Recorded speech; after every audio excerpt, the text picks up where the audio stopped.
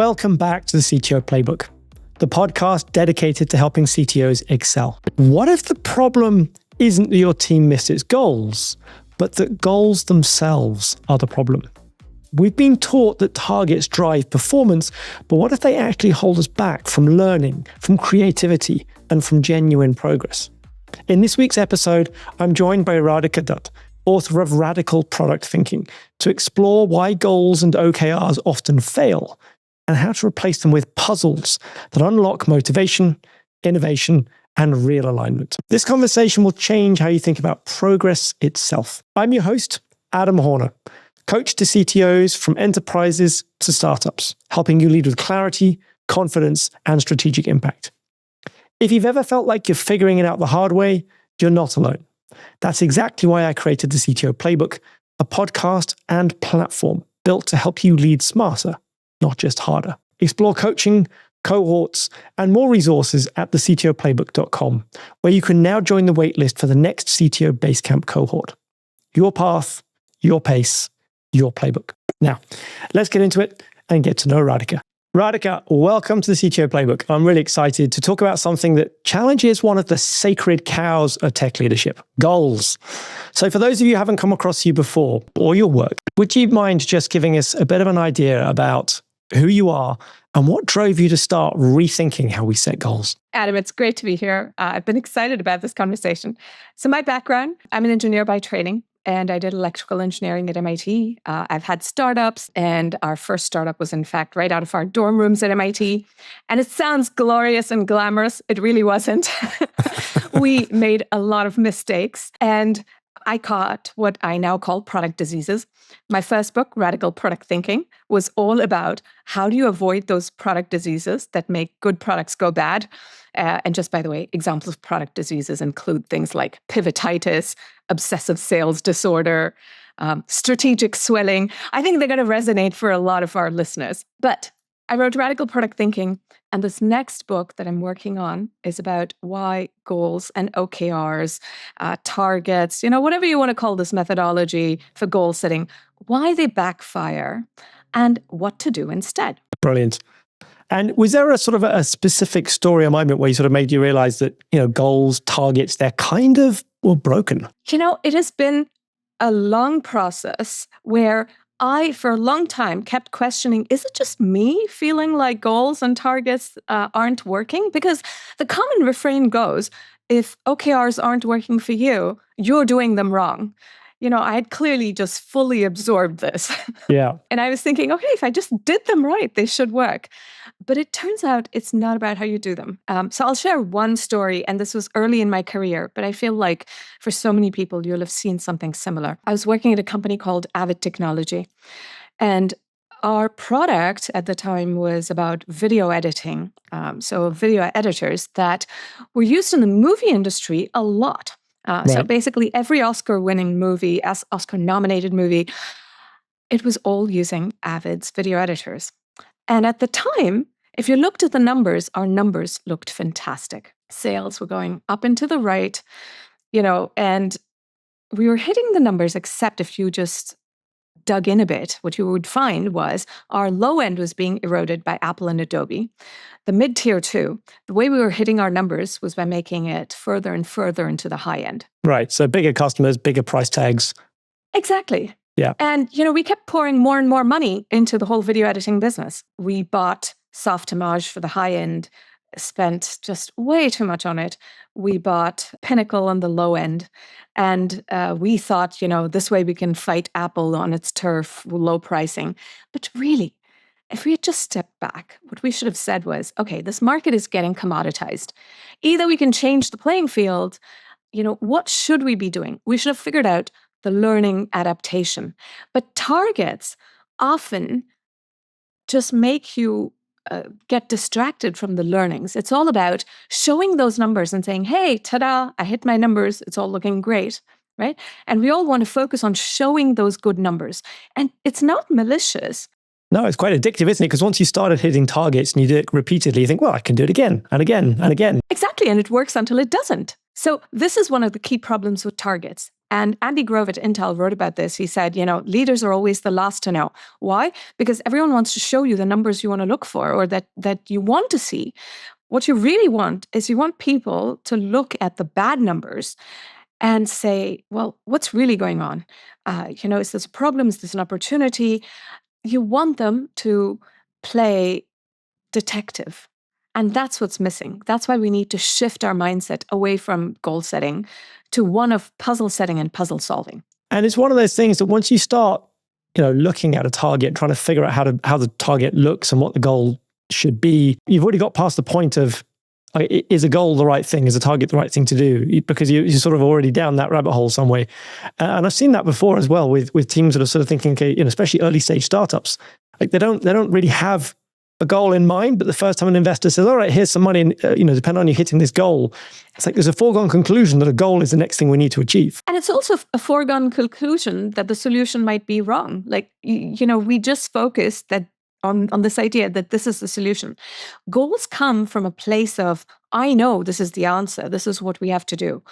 This is sort of so inherent to Western ideas of leadership that you have to know the answers and you come at it from a place of knowing that you're telling the team what to do. And therefore, you and the team, you're setting all these goals before you've really somehow understood the puzzle.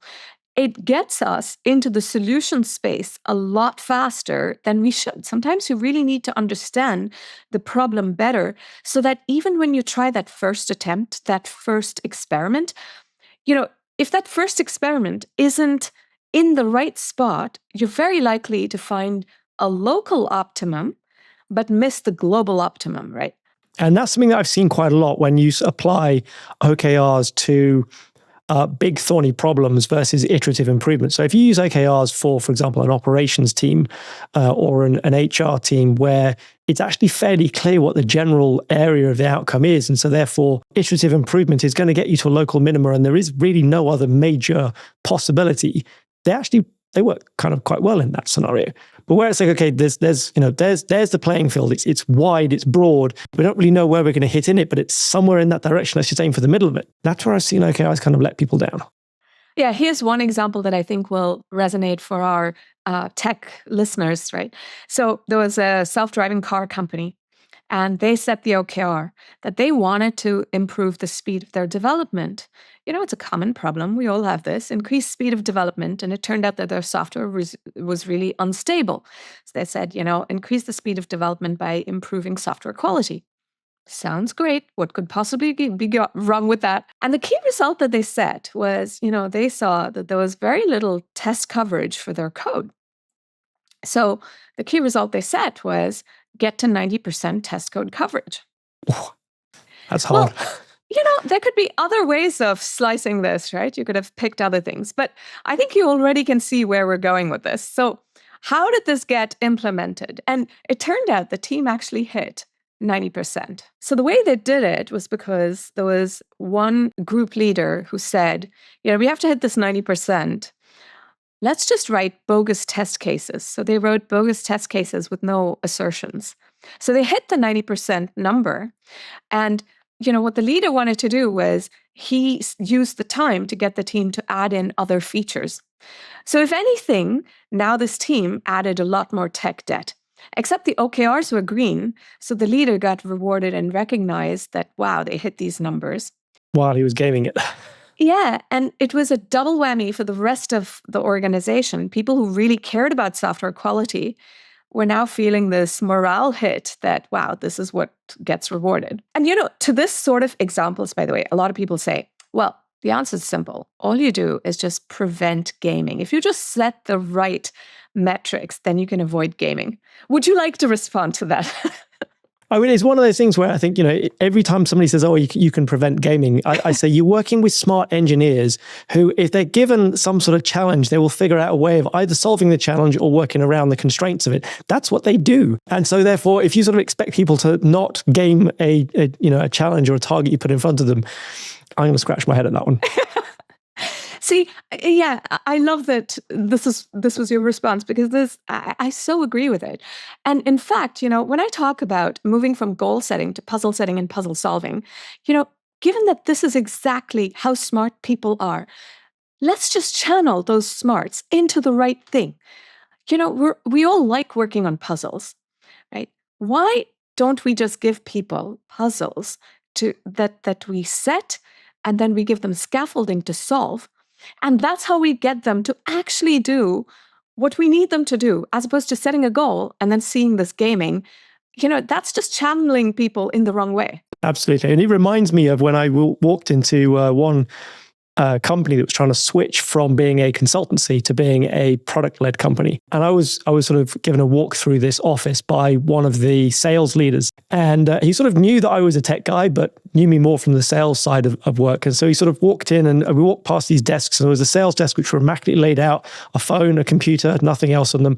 We got further back in the organization and found these desks where there were sort of toys all over the place and little things left around. He said, you can tell when you got to the engineer's desk, because those are the desks that are covered in toys. And sort of said it rather dismissively, not really realizing that I was an engineer at heart. But it's kind of true. I look at my own desk, and I'm holding up in my hand a Rubik's Cube and a little tiny, fiddle puzzle, the kind of thing you get in a Christmas cracker or something. I have my own toys too as well. And this is what engineers do. They solve puzzles, and they do it even in their free time. So this is the kind of the mindset of the engineer in general. Even somebody who's working on something rather specific, like space flight, or something that's life dependent, like health tech. They are problem solvers, and they're still going to have toys on their desks. And so for me, as soon as I came across this approach of, well, let's get engineers to solve puzzles, I thought, well, there's an actual alignment of motivations with what it is that engineers do. I love it.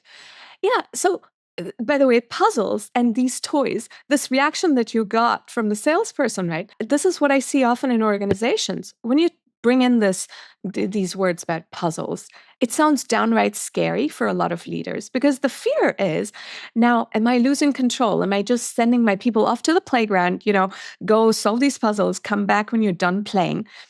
And the fear is, but I have numbers I need to show my shareholders, my board, etc. How do I make sure that you're going to achieve results?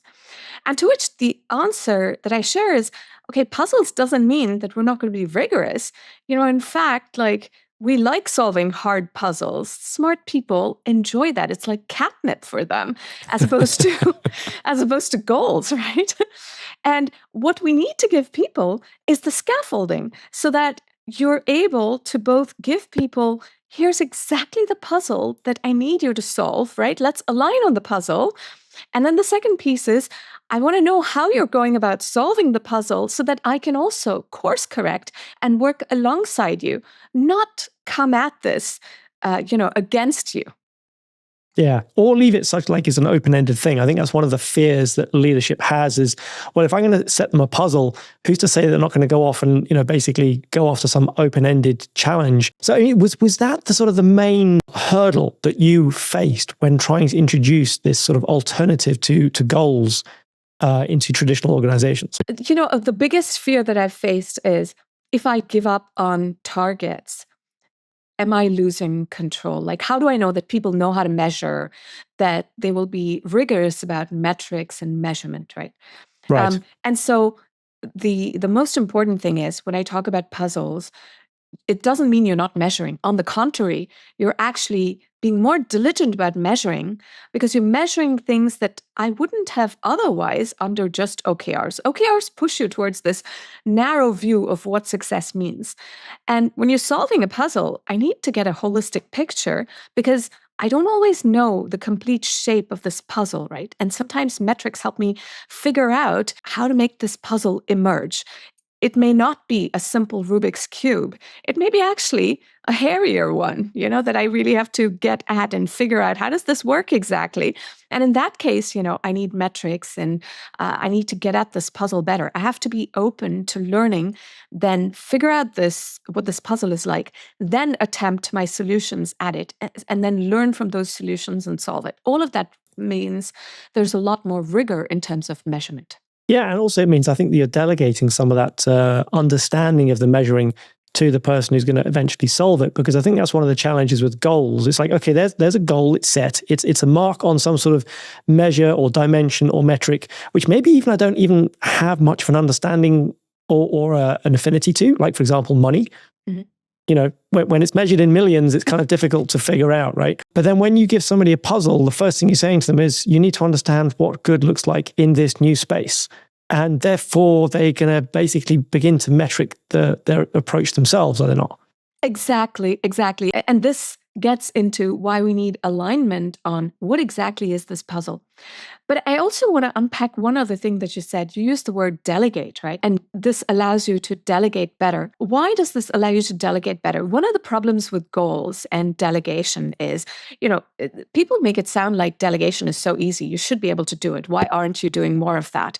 The reality is it's hard to delegate because people on your team, they have different levels of skills, knowledge, and experience.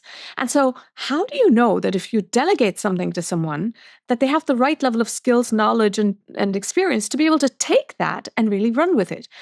And what I've realized has been helpful for me is you need more scaffolding. So we'll talk about this when we talk about puzzle solving. But the approach to puzzle solving is asking 3 questions, which is, how well did it work? What have you learned? And what will you try next, right? So how well did it work is you're looking at what you tried, this attempted puzzle. What did you learn, right? And that is about figuring out, don't just give me a bunch of numbers and stats. What is the narrative? What is the story? What have you figured out from that attempt that's going to guide you to what you will try next, right? And this sort of information in those 3 questions, when someone on your team is sharing that with you, you now have a good feeling for how good are they at solving this puzzle, right? How much handholding do they need? And once I get a good feel for that, I know how much I can delegate to this person versus someone else. And to this other person, maybe I give them a much bigger puzzle. You know what? I can see you got this. Good luck, Godspeed, come back when you're done. Versus with someone else, I give them a lot more scaffolding, handholding. I want to see every step of how they're going about this. And that's an interesting point, because one of the things I find with engineers compared to people who come from, for example, a sales or marketing background is you use that word narrative. And I find that many engineers kind of trip over when it comes to narrative because they haven't been, I guess, immersed in the way of thinking around narrative that a salesperson has, where they know they need to bring you along emotionally. Whereas an engineer thinks logic, conclusion, but lose many people on those steps, either because they can't follow from one logical step to the next, which isn't necessarily that they don't have the logical strength, but because they don't feel compelled to take the step. They don't have that sort of journey. And I think when you give somebody a framework to be able to say, okay, here's how you start with a narrative, with a story that gets from where we are to where we want to be. Engineers, I find, need more of a structure, more scaffolding, because they don't have that natural sort of storytelling that is in something like of an immersion when it comes to sales, for example. You say that about engineering, but I honestly find this so true about most product teams, even product managers. We've been so trained that the way you report progress is a set of numbers that often, when I would give the scaffolding to teams, they would come back in terms of that column on what have we learned. It would be a bunch of stats. And I'd have to say, no, you're not going to regurgitate stats at me. Like, think through those and tell me, what have we really figured out? Like, what are those stats telling us? What is happening on the platform? Who is doing what? And what does that actually mean, right? And so once you start looking at it that way and talking through the story, it doesn't mean that we're not measuring. There's a lot of measurement, but it's just, we tell the story around what those metrics are telling us. But in doing that, it sort of triggers a different part of the brain. It gets us into this creative brain space, like creative problem solving, whereas just reporting stats is this left brain focus. Yeah, and I find that often the stats help you understand what we believe. The stats can point towards what they believe, and they could be the customer, it could be the stakeholder, it could be the owner. But the point is, there's a difference between those two. And that gap is the bit that forms often, I find, the journey, but it's also where we need to, that's where the core of the puzzle is often. Yeah. And often, right, what you just said about that's where the puzzle is, even as you start describing the narrative, you start to realize that there are gaps in your understanding. So the number is telling you this and this, but, so for example, at a company that I've been working with, it's in the maritime industry, and it's a data platform. And so it's a data platform for analytics for the maritime industry. And in terms of what have we learned, our stats were telling us that only tech-savvy people whose role was a broker in that industry were using our platform. And the gap in our understanding is, okay, now we understand the data. It's telling us that the other people are not using it, like the tech-averse users are not using it, who are in different roles. It didn't tell us why. Right? And we could just figure out how to improve the product for those tech-savvy brokers. But if we wanted to figure out how to expand our user base, we had to ask questions that we didn't know answers to. And that's where, at the beginning, when we went out and we started asking those dumb questions, when we were asking people in other roles, just walk me through your role. Like, you walk into the office, what are you working through? Like, what does your day look like?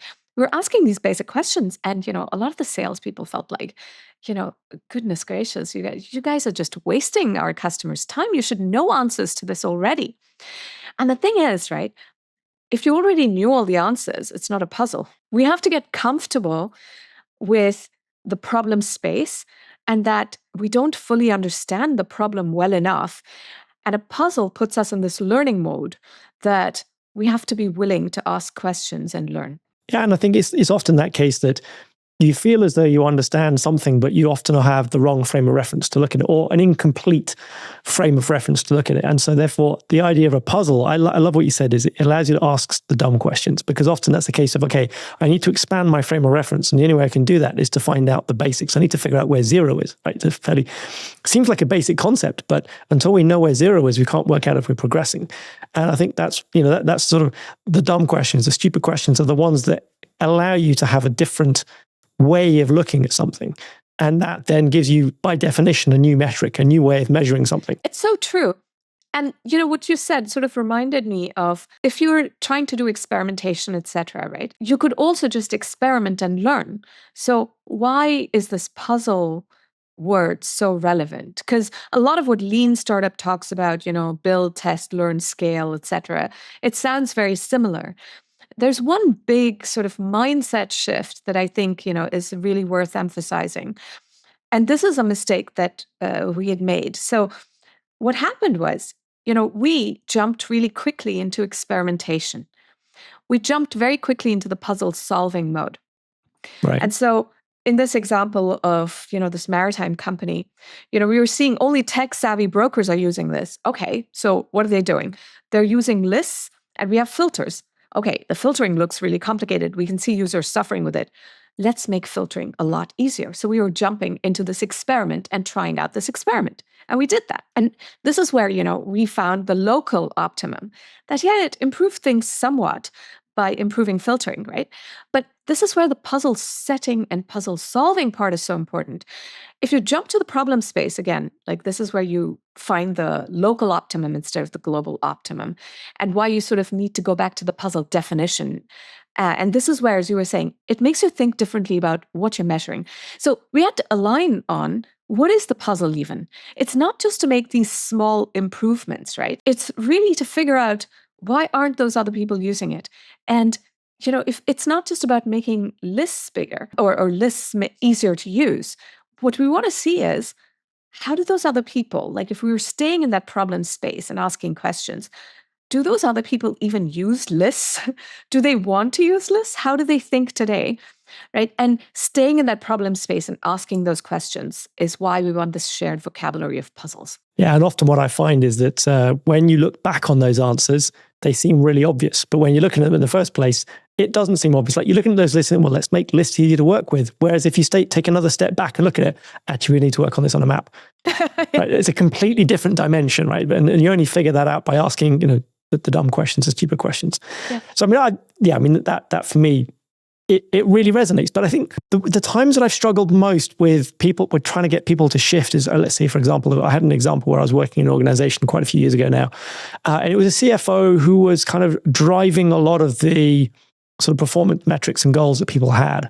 And people often felt that OKRs were done to them. They were hit with OKRs. That was one of the expressions I heard from people. They were hit with it rather than it being something that they sort of got involved with. I can imagine that the puzzle framing for a certain set of people brings them in. If I guarantee if you walk into a room full of engineers and put a complicated puzzle down the middle of the table, they will all lean in immediately and start looking at it curiously. Is there a category of people, though, who look at that puzzle and sort of lean back and go, uh-oh? Absolutely. One thing that I've realized is even in talking about puzzle setting and puzzle solving, especially in an organization where you've had goals and, if you've been in a mindset where what you've really been focused on is goals, targets, having answers given to you and dictated to you or guided for you, right? Because people might say, well, we set goals, but we set it together with leadership. Doesn't matter. But in that mindset, when you've always had the approach of coming at it with answers, because, goal setting comes at it from a place of, if we do this, then we're on the right track. We know the answer already. Yeah. And in that case, right, when you talk about puzzles, people feel like, I don't know how to define this puzzle. And this is what I observed in a lot of my workshops. Setting puzzles required a little bit of building this muscle that had atrophied in organizations, this way of thinking about, let's figure this out in terms of questions as opposed to knowing answers. So asking better questions in the first place then. Yeah, and there's a leader at Adidas that was sharing with me that, when she was setting the puzzle with the team, she started with, here's our problem statement. And she said, here's some questions we don't genuinely know the answers to and that we need to explore. And she was like, the first thing that the team said, but shouldn't we already know the answers to this? Shouldn't you know the answers to this as a leader? She was like, no, we're going to figure this out as a team, right? And that's a vulnerable spot to be in as a leader, but it's a really powerful thing to role model for the team because without knowing the answers to this, right? So I'll tell you what the details were in this case. They were saying that, okay, Adidas, of course, being a sports company, if doing sports and an activity is a habit for people, then they're more likely to buy gear from us. But how does sports become an activity, right? And so they had this digital app, how does sports become a habit? And the thing that they were trying to figure out was a lot of these people, they do things once in a while. It's not a habit. That's the problem statement.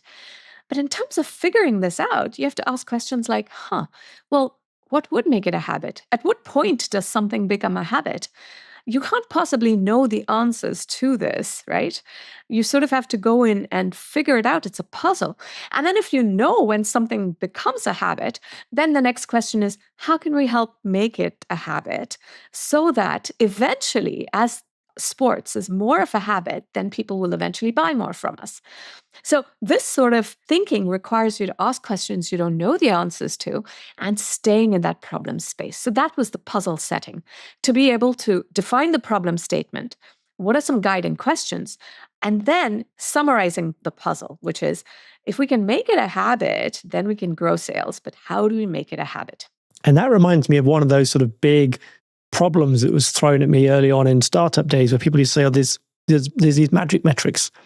Figure out what your magic metric is. That's probably a really good puzzle example for people to get their heads around. And so for organizations like Facebook, for example, they knew that their magic metrics was if they got each person connected to 20 other people on the platform, people would much more likely to be a habitual user of the platform and therefore a good advertising target. And there's other great examples like this where people figured out, okay, now all we need to do is get people to those 20 connections or the equivalent in their platform, this so-called magic metric. Now, those kind of puzzles are genuinely good puzzles because we don't know even what the dimension is we're going to measure the outcome on the answer on.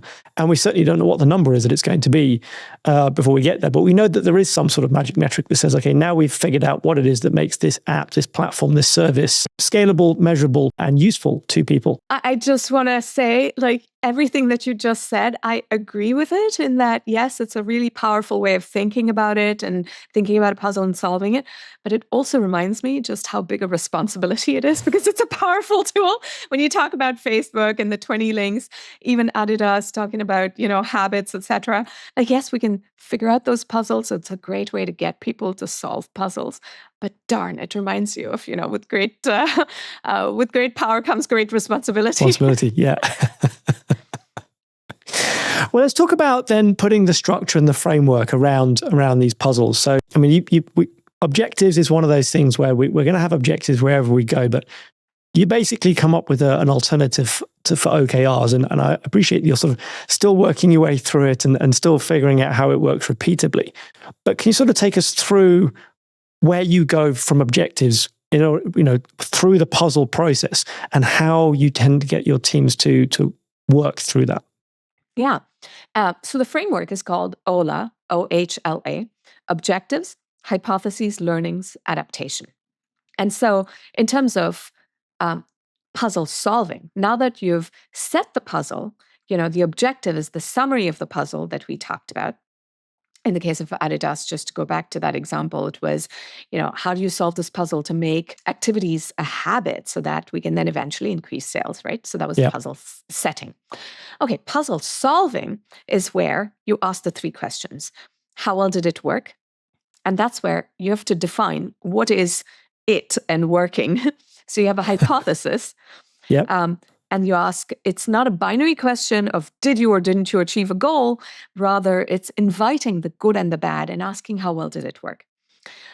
Then the second question is, what did we learn from it? So let's actually take this step by step before we get to this third question of, what will we do next? Let's work through it with an example. So in the case of this maritime company, right, our first hypothesis was, I gave you the example of filtering. And our first hypothesis was we thought, if we can just improve filtering, people will start to use it in tech-averse roles. Well, how well did it work? Didn't resonate at all. People, in fact, some people, they were willing to learn it and use it, but it was it wasn't their mental model. That's what we were seeing in terms of how well did it work. So it was a local optimum. We could have trained people. What did we learn? The learning was people have a different mental model altogether. The way they think is, I have a certain market I'm working on, and I want to know for this market, do I charge a higher price or a lower price based on supply and demand? Why can't you just tell me supply and demand for this market? Why are you making me, filter lists, etc.? That was their mental model. Obviously, they did not say it in these words, but we had to really observe them to sort of figure out what are their mental models. And that required staying in just this discomfort of learning and not having those assumptions of what we wanted to test out in the experiment and focusing in on just, showing that our experiment was working, trying to show numbers, right? Just genuinely saying, here is a different way they're thinking about it, genuine learnings and openness. And then the last question, what will you try next if you had a magic wand? So, this magic wand part is important because what will you try next? We could have just focused on, okay, this worked a little bit, so maybe we can just optimize filters even more.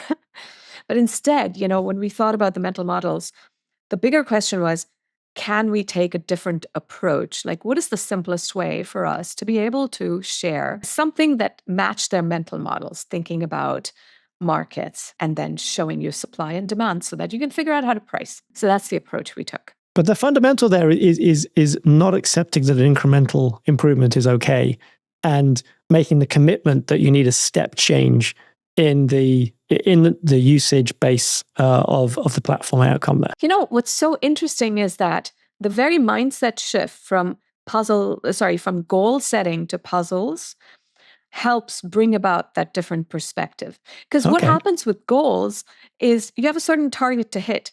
So you're constantly wanting to experiment and just find that next iteration and optimization that'll get you to that number, right? Whereas if you're thinking about the puzzle, you're more open to what is it that you've really learned. And, when we were starting to share this format with leadership, we were saying, how well did it work? What have we learned? What will we try next? We were having more insightful conversations. And as a result, the leadership team was more willing to say, let's stay in the problem space. We don't just want to go for this small optimization. And that's that shift from goals where you're just optimizing for the short term. Yeah. Okay. So then it's literally the very question itself is helping people to take a step back and looking at a broader view of the challenge then. Yeah. And, in that case, when I talked about this broader view, had we been a public company and you just sort of really needed to only deliver a small optimization, that could have been part of the conversation too. As a leader, you can see this learning from the team and you can make the choice. Do I want them to focus on the bigger picture and go figure out this problem of not just optimizing lists, but go figure out how to meet their mental model? Or, am I just going to take what I call vision debt and just focus on the short term? It may not be the long-term vision, but, give me this small thing.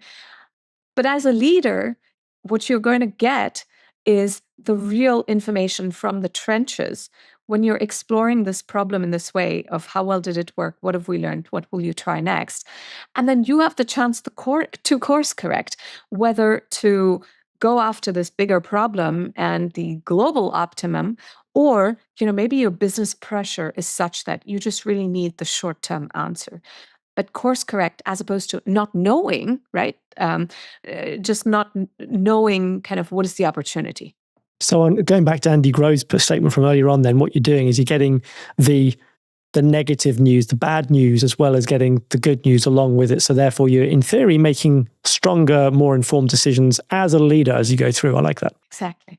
What would be probably really good to do then is for me to try it and summarize this down in a few steps. So you already went through the OHLA approach, OHLA, so the objectives, the hypotheses, the learnings, and the adaptations. But to just recap that very quickly, the objective is essentially defining the puzzle rather than the goal. The hypothesis then is to treat each initiative as an experiment and ask, what do we believe will happen and why?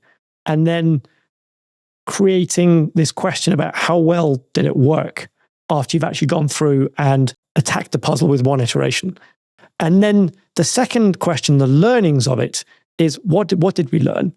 And capture the insights and not just sort of the numerical results, but the story, the narrative that goes with that, and how we can understand the puzzle itself, not just the answers to the puzzle. And then the last one, the adaptation, is what are we going to try next?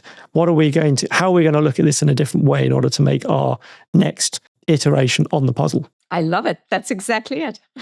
Brilliant. I'm glad I've managed to understand it accurately and replay it correctly. I think one of the key things then, though, is introducing this, because when I've mentioned this thing about we've been hit with OKRs before, introducing these kinds of changes, I think, can be just as intimidating to somebody who is wedded to OKRs, who is wedded to their numerical outcomes and results. And so in terms of when you've brought this in to organizations, and clearly you brought it in to a leader who's managed to do it first. Now, you mentioned the leader in Adidas who took an approach of essentially modeling it themselves first and using that approach. Is that an important part of of gaining traction with this approach in organizations? Yes, it really is. I've approached this in two ways, and I'll tell you what worked and what didn't work.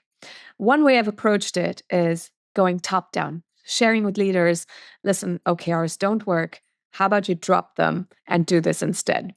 That did not work well. I can imagine that went down quite tough. And it did not work because the fear was, does my team know how to solve puzzles effectively? If I don't have that confidence, I don't want to drop targets. And so what did work was sharing that OKRs don't work well, the advantages of puzzle setting and puzzle solving, but not asking the leader to drop targets. Instead, sharing this with leaders, but then working with the team to start giving them this new mindset, helping build that muscle that is sometimes atrophied, and helping them set puzzles, solve puzzles, and then share this format with leaders. How well did it work? What have we learned? What will we try next? Creating insightful conversations or space for insightful conversations across the organization. Making sure leaders aren't shooting the messenger when they share, bad news and the learnings. It's a focus on learnings and what are we going to do next, et cetera. And the last piece of this is also what you described, which is, as a leader, it's super helpful to role model for your team, because when they present to you this information in terms of how well have we learned, how well did it work? What have we learned? What will we try next? You want to make sure that they feel like there is safe space. You too can present information about either an initiative and share this information in that way about that initiative so that people feel like you're also willing to be vulnerable in this way. Or it could be in terms of puzzle setting, where you're being vulnerable in terms of, we don't all have all answers, right? We can't possibly. We're going to find that together. So even as you're defining the puzzle, being open about that and talking about what questions do we need to figure out answers to. Excellent. I can imagine that one of the things that this does is introduce this question of short-termism versus long-term. And you already mentioned sometimes it's more appropriate to go for the taking on the vision debt and going sort of for a shorter-term target or goal. And I love that expression of vision debt. I've talked about a lot about technical debt, but vision debt I think is lovely because product debt is something we've also started speaking about. But this idea that a sort of a goal-setting approach, a puzzle setting and puzzle-solving approach feels to me as sort of the argument against it is that, well, that's a long-term view of things. And I have, quarterly targets to hit, which this may not play into as well. Or is that a fear of the unknown, or is there an element of truth in there? I think it's genuinely a fear of the unknown because puzzles feels like it's very long term. But this is where the puzzle setting can be very clear and specific, right?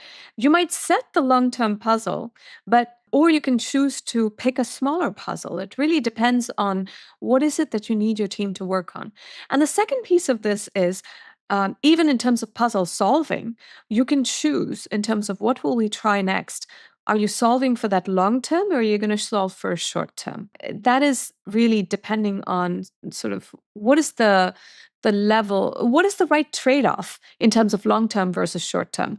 I'm glad you like this vision debt concept. I want to zoom out from just vision debt in terms of how did I come up with vision debt? Think about an X and a Y axis, where you have your Y axis is this good for our vision or not? Right? So things that can be good for the vision or bad for the vision, how do they fare on that axis? And the X-axis is this helpful for survival or not? So things that are good for vision and good for survival, right? Those are the easy decisions. Yeah. And if we always stick to easy decisions, we're sometimes being myopic. So sometimes you have to also invest in the vision. So from an engineering perspective, investing in the vision might be, I'm fixing technical debt, right? It's good for the long-term vision, but it's bad for survival in the short term. Maybe it means I'm not working on immediate features. And the opposite of that is the vision debt, where it's great for survival, but it's not good for the long-term vision. And the reason I bring this up is, when you think about how you're solving the puzzle, you can think about how much vision debt do you want to take on, right? And the answers to what will we try next might be, I'm just going to take on more vision debt because we are desperate, we need to survive, we're a bootstrapped company. Or it can be that I have space to invest in the vision. So think about it from that long-term versus short-term perspective. You have control. And now with this framework, you have the real information from the ground. And I guess, as you said, that the size or complexity of the puzzle that you set allows you to tune just how big the bet on this framework is versus a more tried and trusted framework. And I think that leads the conversation neatly into adoption. It gives you a perfect way in. And I think, therefore you can set smaller puzzles to get used to the process, get better at setting good puzzles in the first place, at measuring them and choosing what to do next, and then enlarge the scope and scale of the puzzles as you get more confident and more comfortable with that. And it's not therefore something that's sort of specific to long or short term, but you can tune it. I love the fact that you can tune it. Great stuff. Radhika, one of the things I love asking people is, if you were to be talking to a CTO who's just come into the role or just come into their executive leadership, what would be one of the tips that you would give them on the basis of this puzzle setting, puzzle solving? What would you say to them in terms of something they could take away and start using straight away that would change the trajectory of their career? Ooh, I think the biggest learning that I've had is, how do you delegate so that, in terms of career, you have time and space to focus on the big things, right? The more you can delegate. And how do you get people to think like you do so that they'll make decisions like you do? This vision versus survival is a tool that I use often. As a CTO, If you're thinking about initiatives on those two axes and you make that explicit for your team in terms of when you're doing something that's an easy decision versus investing in the vision versus vision debt. And the last quadrant, by the way, is the danger quadrant, which is bad for both vision and survival. But, you try to avoid that, right? Yep. But as a CTO, the more you can get people to understand how you're trading off those two axes, the more you're giving people the tools to make those decisions, even when you're not in the room, to push for what you think is the right thing. And this that's is some how, really powerful clarity. And so, whether it's a developer who's coding up something in a particular way, or or your salesperson, thinking about vision versus survival, the more you can spread your influence across the organization, the more you can focus on the big things and not have to be in every meeting. So that's one thing. And the second thing is, in terms of puzzle setting and puzzle solving, you can drive a lot more motivation by getting engineers to think about this as puzzles, so that what they're doing is out of an internal drive. There's nothing more potent and more like catnip than, having people driven by their internal drive as opposed to you telling them what they have to do. So both of these are what I've found help drive that sense of both autonomy, but aligned with what you want them to do. Absolutely amazing, and lines up so well with the way that I believe to get people to work with their own motivation rather than your motivation. Radhika, it's been amazing talking to you, and I'm sure we could talk for absolutely hours, but if anybody out there in listening to this would like to get in touch with you, what's the best way? So two things they can do. One is they can download the toolkit. You can go to radicalproduct.com, and from toolkits, it's the OHL's toolkit. I now call it OLA. And the second thing is I'm working on the book at the moment. So people are welcome to reach out to me on LinkedIn. And if you're using OLA, you can write to me about it, tell me about your experience, and it might just make it into the book as a case study. And in either case, I always love to hear from people about how they're creating change in such thoughtful ways. Absolutely awesome. We'll put both of those links into the notes on the episode. Radhika, thank you very much. It's been wonderful talking to you today. It's been absolutely wonderful. Thank you for having me. Thank you for listening to the whole episode. I appreciate your time. So just before you go, I'd like to ask you for a favor in return for putting together this episode of the CTO Playbook for you. Please share the episode with just one person who will appreciate it. Wherever you're listening, whether that is Apple Podcasts, Spotify, Amazon Music, or another platform, sharing the episode will help more CTOs find the podcast and enable me to create more great content. Remember that you can find more information on the CTOplaybook.com. Thank you for listening, and I'll see you on the next episode of the CTO Playbook.